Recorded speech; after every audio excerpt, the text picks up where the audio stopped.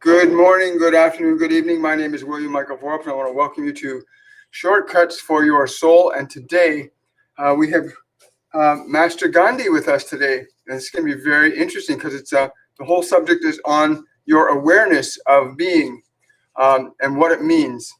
It's a very fascinating subject, your awareness of being and what it means. But before we get into our communication with Gandhi and what he's bringing to us about awareness today and how it relates to our beingness, I wanted to cover this concept about the recipe. Somebody requested that we provide the recipe for the shake. I will get a printed version of it and post it up on the next live, but I wanted to run over the general ingredients. So basically, our greens drinks are basically half frozen fruit and half greens or thereabouts. We vary depending upon what we feel like. If we feel like we want more greens, we'll put more greens and less fruit. But we use things like organic mango, organic strawberries, mixed berries, blueberries, kale, spinach, beet greens. The one I had the other day consisted of mango, kale, spinach, 1 can of coconut water, 100% with no sugars, 100% pure coconut water, and vegan protein, which is a vegan protein which is made predominantly out of beans. It has a bit of a sweet taste to it. So if I use that, I use less fruit. And then I also threw in hemp hearts, MCT oil, and whatever basically you want that's going to be good for your body. So I hope that addresses your concerns. And I trust that the sound is working properly today. This is going to be an amazing morning. I also want to talk about, we have our live Global Peace, Love, and Healing meditation tomorrow night at 8 p.m. on my YouTube channel. The live begins at 8. The meditation starts at 8:20, so that gives everybody plenty of time to come and join us. There will be a short preamble on the meaning of the meditation, the reason it works, what impact it could have for the planet and for us individually that are participating in it. But the goal is to basically raise the vibrational frequency of the physical consciousness of humans up to a higher level, even if they're not aware of it.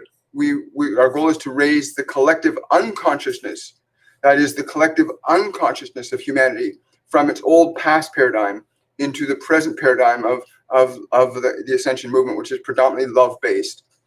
So that's going to be tomorrow night at 8:20 p.m. is when the meditation starts. 8 p.m. we will be live here. That's Eastern Standard Time, Toronto time. And good morning to everybody and welcome. For those of you that are here for the first time, I want to welcome you to Shortcuts for the Soul. My guides and angels had me start this about 5.5 weeks ago. We were going once a day, every day for, I think, 4 weeks. They said they had to do that to help bring in energies that would help walk everybody through synergistically the not being subjective to the global earth paradigm of the COVID-19 scare, which is basically what it was. So it was basically a process for getting people to be awake and aware and to stay conscious and present in this moment, away from fear-based consciousness, which is one of the reasons why we're doing these live shows, is to help remove the fear vibration from human collective unconsciousness. And as I was saying earlier, I've got Master Gandhi with me today, and a very different energy than I've ever experienced, much more slow and deliberate than what I'm used to. He is a man of very few but very poignant words, and I'm excited because he wants to talk about the awareness of being and how that relates to that concept, that understanding of the awareness of being, and how it relates to the idea of freedom. You know, that our awareness is the gateway to our freedom. And he's very clear. He says, you must become aware that you are aware, and that you as an awareness are not subjective to the dictates of your senses, that you are meant to be aware of being, but not subjective to the senses, nor subjective to the interpretations of realities by others, other than that which is verifiable by your own knowingness of what is right and true. He said, I was very clear on this when we liberated our country from England. When we liberated our country from England, it was a non-violent process. But we were very aware, and everybody that worked with me, we were very aware that we could not allow our attention, our awareness, to be diverted or taken over by the dictates of others. And although the process was very difficult, it was essential to understand that no matter what they did to our physical forms, the essential nature of who we are remained intact. And therefore, we could continue with the process. So when there were arrests and there were beatings and there were tortures and those things went on, when those things happened, we knew that it was not our bodies that we were. The bodies were merely the instrument through which we were articulating this vibration of peace and liberation for our nation. It is very important you understand this wherever you are, that your awareness of being is the first gateway to true freedom. Knowing that you are an awareness, that you possess a body, that you possess thoughts, that you possess emotions, but you are not either of these, but these are mediums that you work yourself through. You express yourself through these mediums, and you can express yourself through these mediums as good, or you can express yourself through these mediums as bad. The choice is exclusively yours as an awareness. But if you are not conscious of this position in consciousness, then you will be subjective. You will be subjective to the world. You'll be subjected to the world by the world. It is important you came here to take care of the world, not to be subjective to it. You came here to work together with each other, not to be having dominion over one another or control over one another. You came here to express and articulate the freedom of your being to articulate itself in this world as you are. It is very simple in that respect, that each of you is a unique individual. But many of us in this human family have lost our awareness, of being. And it is important you recover your awareness of being. Learn to watch your thoughts. Learn to listen with your inner ears, not these ears on this form. He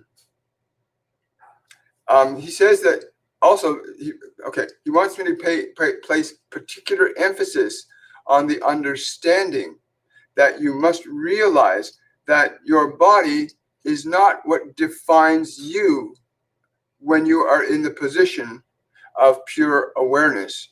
You, as pure awareness, are of your form. You, as pure awareness, defines the function of your form. And this is the great ascension of which so many are speaking. As the awareness, you get to redefine your conditions in this world, as I did then. It is important you understand that you are here to redefine the conditions of this world from the perspective of your awareness.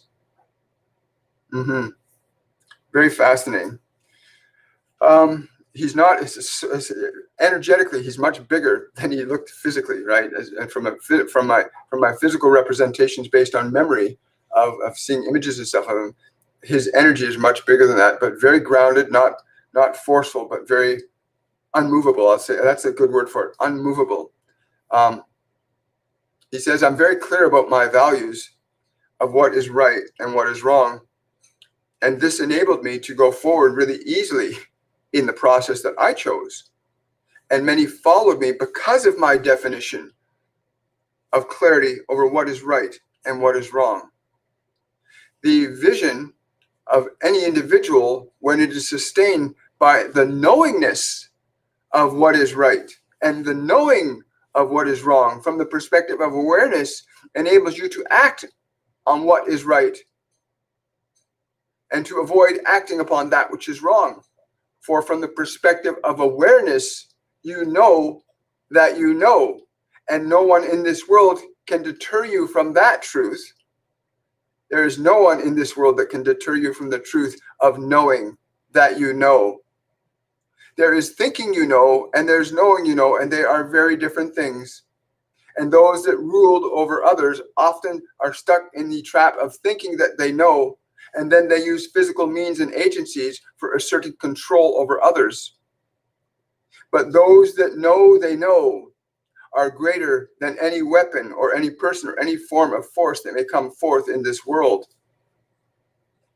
We proved this, and others have since proved this.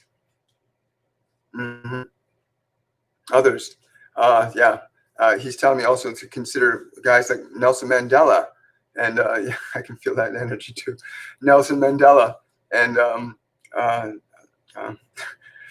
Martin Luther King, that these beings and their sense of knowing from the perspective of being enable them to make significant headway in this physical world. Their knowing, yes, okay, their knowing was not supported merely by words. Their knowing was supported by actions. The things that they did, the things that they said were all in alignment with their knowing. And there was never one case in which where violence or the support of violence was ever a consideration. He says, but of course, back then, technologies were very different than what you experience now. The technology that you experience right now can be of great use to humanity, but can also be of great harm to humanity. We only had to deal with simple bullets and guns and bats and clubs and hands and feet, which you could manage much more effectively than a sound wave or what you use now. But wow, thank you. So these three, Martin Luther King, Nelson Mandela, and Gandhi, are three powerful examples from our history that really demonstrated that we do not need to resort to violence, but that truth and righteousness, what is really right, is the greatest weapon to be employed in the actions of any human being. That what is right and true is of greater force and power than the agencies of this physical world. Wow. And yeah, whether or not you were incarcerated in jail, whether or not you were incarcerated, you're getting incarcerated in jail or not is not the point. They do not have enough prisons to hold everybody in jail. But if you stand up for what is truly right, not because of something that has been told to you about what is right, but what you know in your heart. If you see someone kicking a child, you would know very clearly that that is not right. But there are those in this world that are conditioned to believe that's okay. But you must stand on what you know to be right, what your awareness knows, what you know you know. Well, thank you so much. Love you. Life is good. Anyway, wow. Thank you so much. I'm going to scroll up and see where we are. Thank you. Yes. He says being simple is very important. He wants me to stress being simple is very important. Simple things like being able to not have too many things to control your attention. Too many distractions in this world can take you away from what you know to be true, because you can get caught up in how good that feels and how wonderful that is. He says that happens a lot. And there were many, he said, there were many in the British Empire that came around to the understanding of how his mind worked from the perspective of freedom and awareness, that there was nothing of this world that they could offer him. There was nothing of this world they could offer him that would convince him that what he knew wasn't right. And this was the same thing true of Mandela and Martin Luther King. These beings clearly know what is right and what is wrong. And this is something that we as a species need to collectively get to. I mean, when the civil rights movement in the United States started, Martin Luther King was very, very clear about what the movement entailed and what would support it and what wouldn't support it. And though all the physical forces that were exerted on them, there were people on the side on which they were opposing that we had to fight, that we had to fight them with our peace. We did not have to fight for peace. Peace was our resource, our tool. He doesn't want to use the word weapon. Was the resource that they used to overcome the physical obstacles and impositions of the existing politics of the 40s, 50s, and 60s, and even 70s. That process is still ongoing here.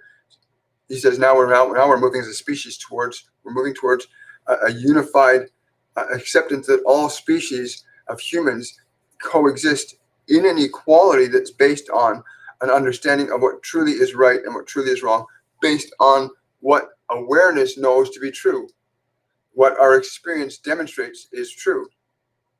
It's interesting. I find it's the first time I've heard. This is Martin Luther saying that science is revealing the analytical methodology by which you can understand and differentiate very clearly what is right and what is wrong. You do not need to, although you do not need to understand science to figure out what is right and what's wrong. You just have to know what is right and wrong in your heart, and that you have to understand by who you are, and that relates to who you're being. And what you're aware of being. Thank you. 3 very powerful souls today. It's amazing. I didn't expect the other 2 to come, but that happens sometimes. Well, I'm going to just see if we got any questions or concerns. Hi, Gina from Southwest Florida. Hello, Lori. Hello, Desiree. Am I still live? It says I am. Okay. All right, so we're going to scroll down here. I would love to have advice or messages from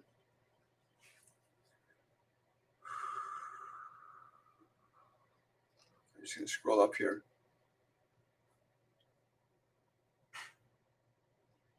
Wow, hi, Patricia.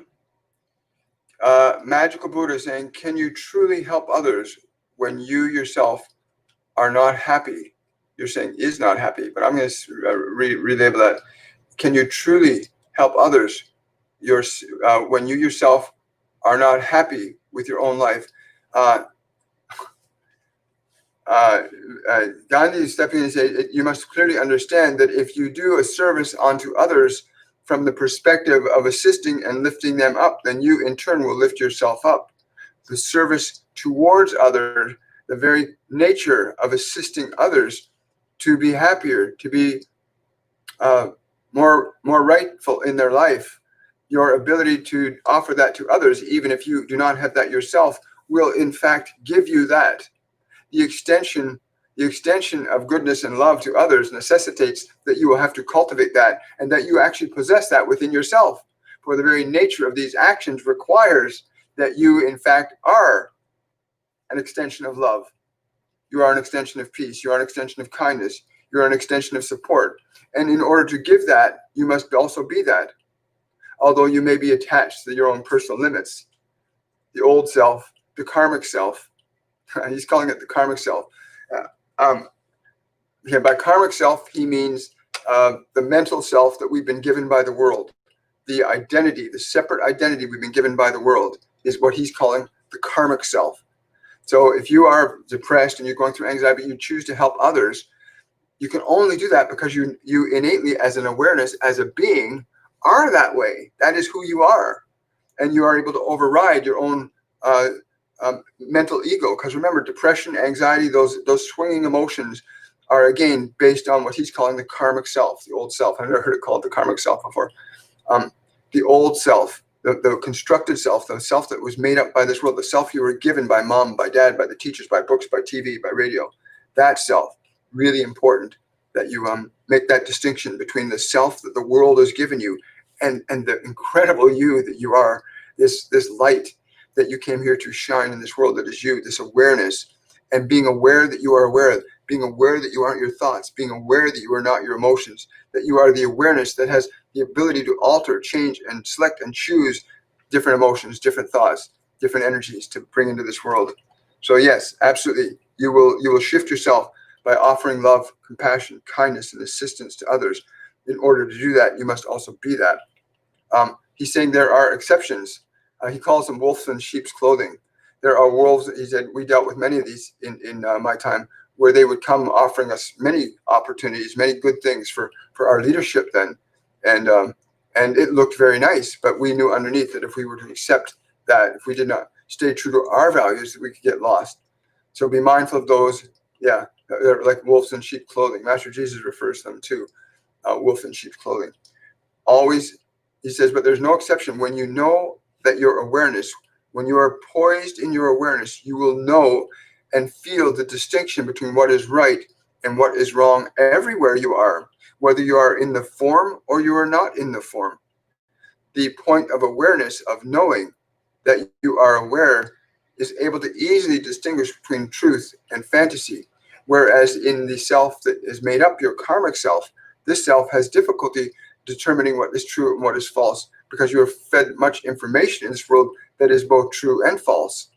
But you, as an essential being, know clearly the distinction between this self that is you. Wow.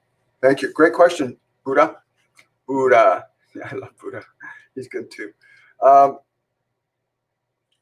Wow. Gina, I'm in South Florida. Okay, that's there. I'm looking for questions. Wonderful. Let's see, where are we?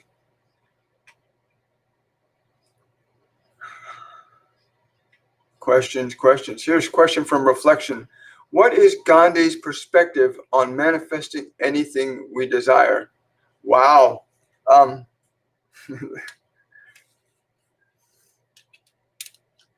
He says there is but only one perspective on manifesting what you are desiring, and that is recognizing who you are being, what your awareness is, what is the quality of your awareness. For the nature of your awareness will determine the expression of your being. If you are in a process of being sustained in an idea that has a feeling that represents your truth, then the manifestation may take minutes, days, weeks, months, or years, depending on the nature of the creative process that you're engaged in. In my case, the idea of liberation for my entire nation took a number of years because the process involved a lot of physical changes. If what you are seeking to manifest in the conditions of your life are these simple, he's calling them simple, mundane things like money or opportunities, that is a different process. But the fundamental principle is the same, in that you must be aware of what it is you want and know that that which you want is right for you. For that which is right for you is far more likely to happen for you than that which is not right for you. It was clearly right for me and my country at that time to be free. And so all of heaven and earth moved itself with us. From the perspective of awareness, you can only ascertain that which is truly right for you and that which is not right for you. Only from the perspective of your awareness of knowing what is right. You cannot think about what is right. You must know what is right. And from the perspective of being, you can sit simply and say, is this food right for me? And your awareness will know, is this walk right for me? Is this sitting in meditation right for me? Is speaking to these people about these things right for me? There is an aspect of your awareness that knows these truths and is capable of actualizing them and realizing them. So from the perspective of awareness, that which is right will always be that which is manifested. Those things of choice based on those limited selves, those limited senses of who you are, will restrict the creative process considerably. But when you are in alignment with that which is right, from the perspective of knowing, then heaven and earth will move with you as it did with us.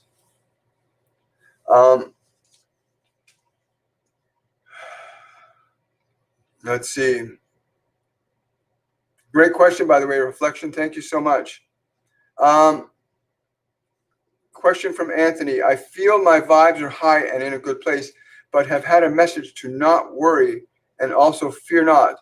Is there a message for me being more specific? Is there a message for me being more specific? Thank you. Patience. Stay true to those things which you know are right for you to be and do. This position of awareness cannot be overstressed. It is the position where you are essentially above your thoughts, and you are above your emotions, and you are above the senses, and you are able to think and choose from that perspective. And when you can think and choose from that perspective, then a lot of the answers, these activities, the fundamental things you need to be and do will come forth from there, rather than from the established identity from this world. But many of you are trapped in this, and your struggle is not because you wish to struggle, but your struggle is that you are trying to resolve what you know to be true with that which is not true within you.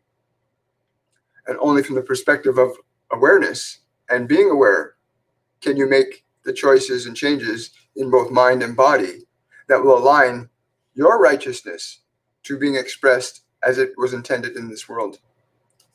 Well, thank you, Anthony. Hi, Danielle. Hi, Caroline. Question from Carolyn. How can I best support someone in addiction when I myself feel triggered by this person? Thank you. That's a really good question. The challenge isn't in helping them. The challenge is first in mastering yourself. You are seeking to assist somebody to release their suffering, but you still have yet to release yourself from that. In your desire to communicate to them or to convince them that their suffering is useless, this is where you struggle, for they think that their suffering is good, for their truth is twisted and turned so that they understand that their suffering is good, where you recognize that their suffering is not good. They have not made that conclusion yet, and so they resist you. They resist you because they believe their suffering is good. I got to say something here. I went through a number of years of abuse as a child. So that experience had taught me as a child to believe that what was wrong was right, because I was forced to engage in acts that as a child I did not naturally want to. And so the conditioning over a period of time, I began to accept that what was right, what was wrong was right, and what was right was wrong. And so by the time I was in my early teens, I was really messed up. I was really confused about what the world was. So being able to get a person to recognize and distinguish what is right from what is wrong is really the key thing here. And that can take some time. It took me a number of years, about 12 years, to break that pattern so that I could distinguish very clearly from my awareness what was right and what was wrong. So, yeah, from my personal experience, they have to learn to make the distinction what is right and what is wrong. If they've intellectually made that distinction that it's wrong to be in an addicted state, then they've got to retrain their body to be unaddicted. They literally have to program their body, tell the body, no, we're not doing that. No, we're not doing that. No, we're not doing that, until the body finally surrenders. It's an animal. Your body's an animal. It just has to be retrained, right? And I know this from personal experience and years of experience. You can retrain it. Let's see here. Question from Manoj. I would love to have any advice or message from my guardian angels. Please also tell me who are my guardian angels and how can I connect with them better. Not going to answer that question today. Just saying no, not to answer that question today. Lori's question, more of a comment. I was really impressed to read Gandhi's letter to Hitler and saw that he signed off as your sincere friend. It really helped to give me a new perspective. Thank you, Gandhi. He says, yes, the importance of the meaning of the willingness to extend your love and peace, that which you are to all people. You must not be less than who you are with anybody, but you must fully be that which you are with all, regardless of their demeanor. I chose to stay very clear and firm in the conceptions of peace as being the methodology by which we could liberate my country. I was very clear on this. And even though our oppressors were very forceful and aggressive towards us, I did not choose to engage that energy, but rather I chose to stay in the vibration of peace and treated them accordingly from the values of peace, the values of love, the values of respect and dignity, for I knew that they did not know that what they were doing was incorrect and not right. Very fascinating. Thank you, Lori. Wow.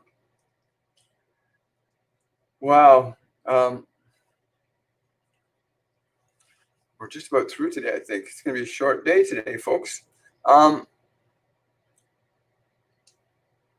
Mary, is there guidance for me to help me find my passion? Thank you. He says, he's laughing. He says, your passion is going to be in those places where you find yourself the most frustrated. The frustration leads to your understanding of what you know to be right or wrong, and it's only from the perspective of your awareness of right and wrong that you can begin to identify the actions necessary to even fulfill or begin to fulfill the manifestation of your passion for that which is right is always the fulfillment of your passion. And he's saying, in your case, this would be true.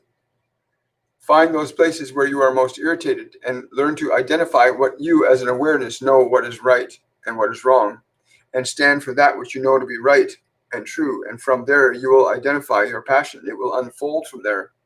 For once you begin to identify the areas where you are irritated and make those distinctions between right and wrong, you will be liberated to operate from the perspective of righteousness. Thank you. Great question. Thank you, Mary. Wow.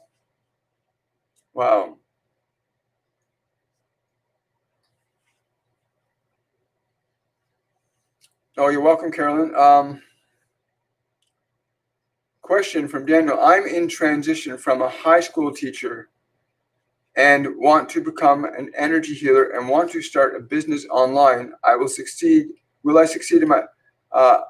Okay, Danielle, I'm going to tell you something. One of the things in our mediumship courses and classes, one of the first things we teach all of our students to get rid of from their vocabulary is the word or. Get rid of the word or. You are a teacher and you are a healer and you are this. If you put yourself in the position psychologically where you're thinking, should I do this or this? You create an immediate mental conflict when you're doing this or this. Use and. You can be a teacher and a healer and this and this. You know, the most successful people in the world multitask. They do many things. They're teachers, they're healers, they're speakers, they're artists, they're fathers, they're mothers. You know, it's about and humanity as a species, we need to get more into the and. It's not either or, it's an and. But also, okay, so he's saying, but there is a place. He's saying, no, William, there is a place where there is a definite distinction between what is right and what is wrong. And you must understand that, please. Okay. Yes. So, okay, thank you. So understanding, you can be a teacher and you can be her and you can be these things, but also get to that place of awareness. What from you feels right to you? What feels wrong to you? And make a decision based on what you know, not what you think from memory or what you think might be right or might be wrong. If you're going, what's right, what's wrong? You're not in awareness. You're in your head. If you're wondering and you're weighing, you're in your head.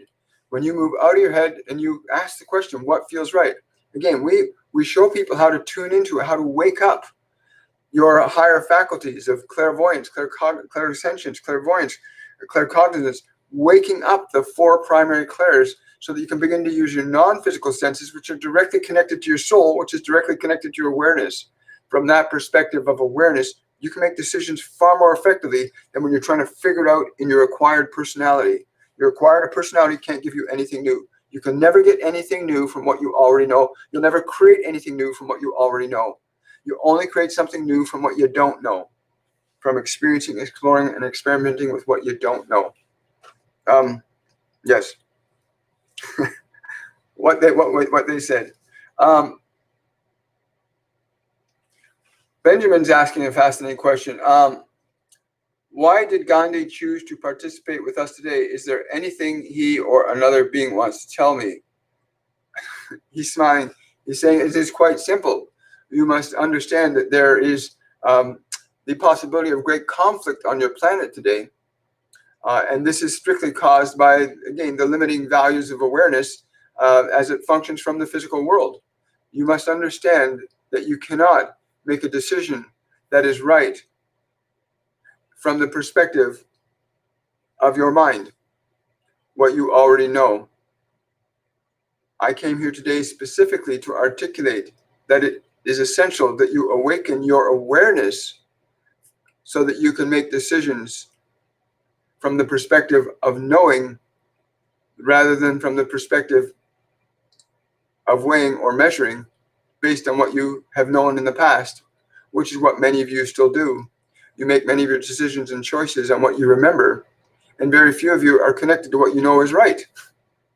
And this is true on many levels. At your highest levels of politics, you have people that are still in their egos and weighing in their mind what is right and what is wrong. They are not going from the perspective of what they know to be right. There are very few on this planet that operate from what they know to be right. And there are fewer still that understand how to get to this perspective of awareness.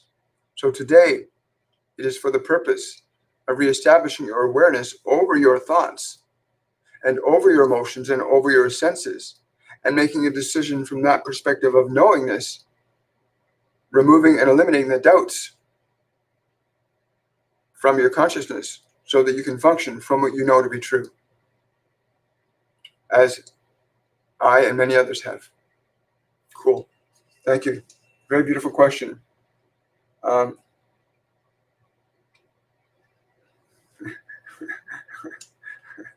I'm going to end. He's laughing. I read your question, Buddha.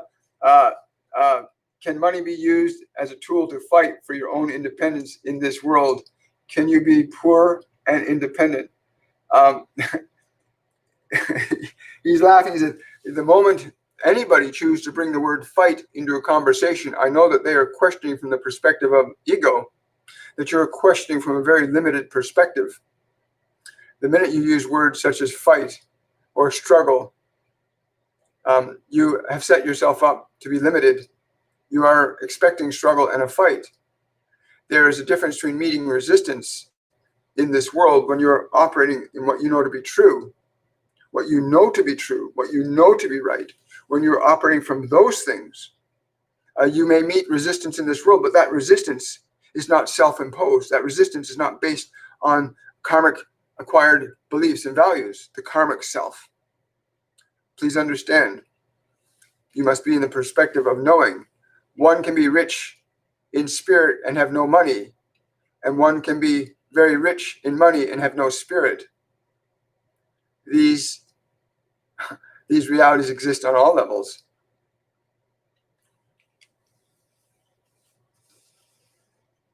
Wow.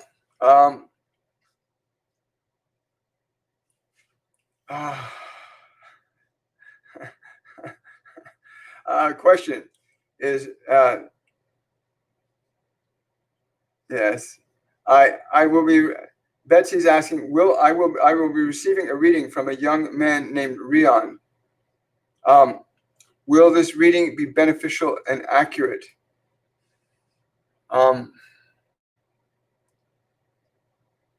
This one has good legs under his body. But you must also be in this place of your knowingness. It is good when you come to us and ask us for guidance and support, but you must be in that place of awareness, of knowing fundamentally what is right and what is true. Knowing that, not thinking you know or remembering what you know, but knowing you know. From that perspective, then any reading you will have with any individual will always be good, for you will always be able to make the distinction about that which is right and that which is wrong. Gandhi saying when he faced the British Empire, the might of the British Empire, his clarity of knowing what was right and wrong overruled any inconsistencies in their behavior. Any violence or aggression from them could not hinder the fundamental truth that I knew in that experience. So too, you must approach anything in your life from this perspective of what you know as an awareness. Cool.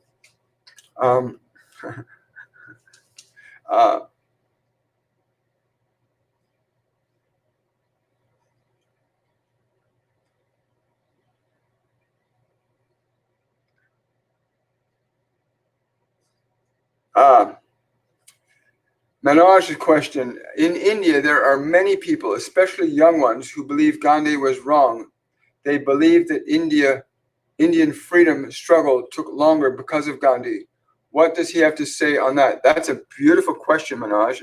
And right now, his heart, he's got his hand over his heart, and he's really feeling the yearning for the people of India today to understand that peace is always going to be the way. That the young people do not understand history as it was, but as they've been told that it was. For them to liberate themselves from the interpretations of what occurred, they must liberate themselves first from what they've been taught. for they can only know what they know from their own perspective of being. Many of them, like you who is asking this question, are still entrapped in the limiting beliefs, the karmic self that you were given from this world. So to these young people, I would say, release your karmic self, release the self that you've been taught you are supposed to be, and rediscover the awareness of your being, the magical light that is you, that knows from within your own being that which is right and that which is wrong, and not what the world is telling you is right or what is wrong. And each and every human soul on this planet has the capacity to do this. You were born knowing right and wrong. You were born innately in that knowing. And the self that was given to you, the karmic self, the one you drew forth into your body when you came into this form, that self often has many contradictions in it. But you will not understand the truth from your past. You will understand what is truth from the present moment. But they must learn to, we'll use the old term, discover themselves, find themselves. Go to the top of the mountain. On the top of the mountain, he's motioning above the head. Go to the top of the mountain and sit there. Be mindful of your thoughts. Be mindful of your emotions. And most be mindful of where they come from. For you always know, it is wrong for others to harm others. You know it is wrong for people to suffer. For they can be taught differently. They can be given different information, a different self. This world can offer a different self, and the process you are in right now is leading you towards that.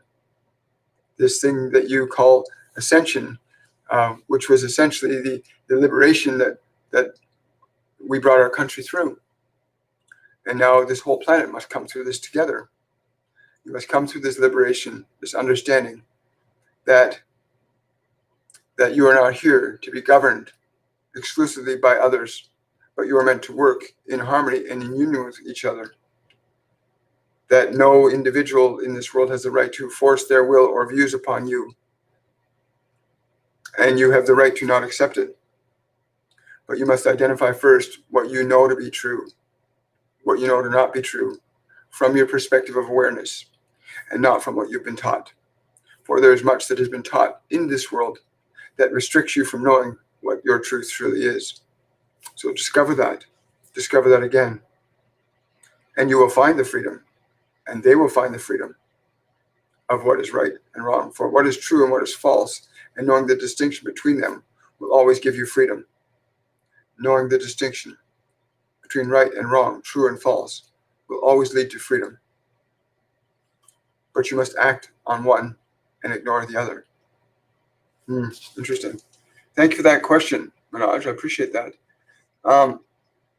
Wow. Miriam is asking, most children are taught by parents, teachers, the history of racism and apartheid in South Africa, and some children are hateful at a young age. Is this kind of history helpful? Again, I'm going to answer this personally. History, we human beings, we rewrite our history all the time. If we're not conscious and aware and present of what we are, who and what we are, in our mind, we will rewrite it to suit that which we think we are, right? Not who we are. History is always written by the vanquished, by the victors, not the vanquished. History is always written by those who win, who take over. History is not a good template for understanding what is right for humanity here and now. Our history is not a good template for that. We've been, as a species, we've treated each other horrifically with wars and genocides and insanity. We've treated these planet and animals on the planet terribly. And our history tells us that's what we've done. We keep reviewing our history and we're still doing the same thing. We're still repeating the same mistakes. We still got dictatorships. Now we got things, we're looking at making laws to force people to take injections from somebody without your consent. They're going to make a law. They've made lots of laws that say that somebody said, one group says, you have to do this. Our history is filled with that. It does not sustain a lasting future for humanity if we keep revisiting our past. Our past is only good from the perspective of, did we learn something from it? Did we grow from it? Did we become better as a species? You look at the native community today. Have we learned from that?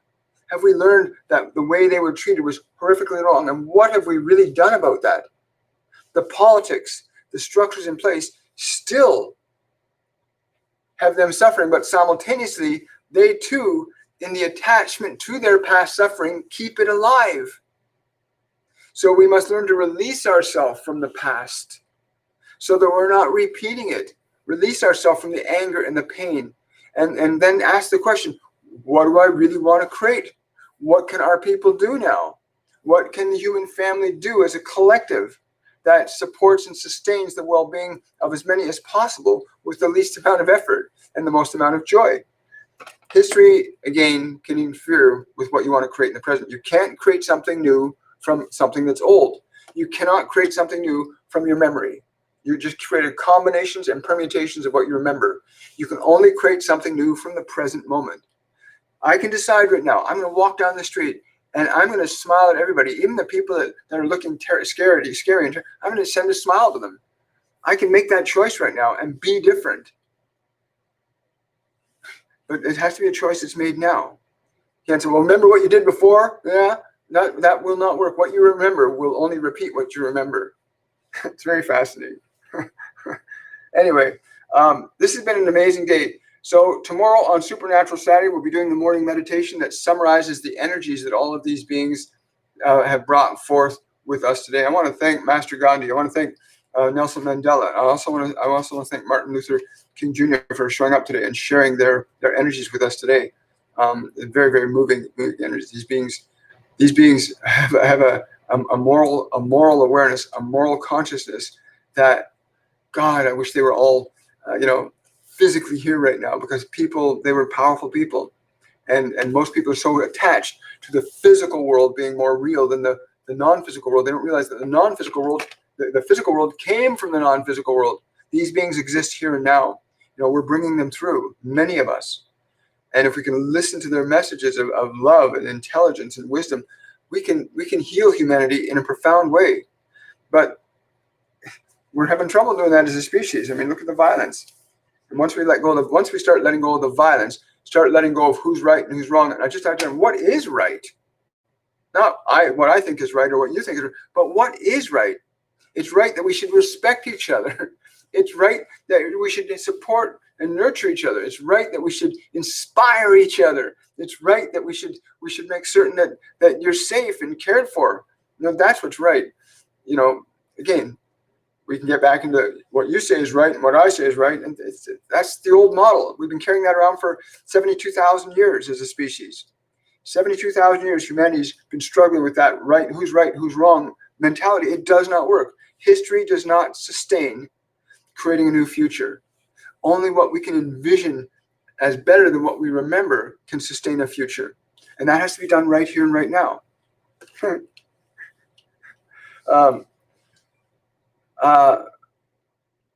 I think yes, wonderful. So guys, I'll see you tomorrow on Supernatural Saturday. And again, I want to thank everybody for their support today. If you want to book a reading with me, you can go to my website, williammichaelforbes.com, and you can book a reading there. I'd love to be reading for you. Also, if you want to support this work, please consider becoming one of my Patreons at patreon.com/WilliamMichaelForbes. And you can reap some of the benefits of winning a free reading. We do a draw for a free reading with me every month. You get to send a personal question that you want your guides, your angels, the ascended masters, the galactic beings that want to answer it. We'll give you an answer to that question. And plus, we do a live Q&A for Patreons only once a month on the 7th day at the 7 p.m. And again, we'd love to have you guys there. And again, thank you for supporting this. Thank you for the super chats, the support you give here, because you can support me when I'm live by clicking the little $ below the conversation box, and you can make a small donation there to support this work as well. I want to wish you all a wonderful, joy-filled day, and yeah, let's make that the new thing for today.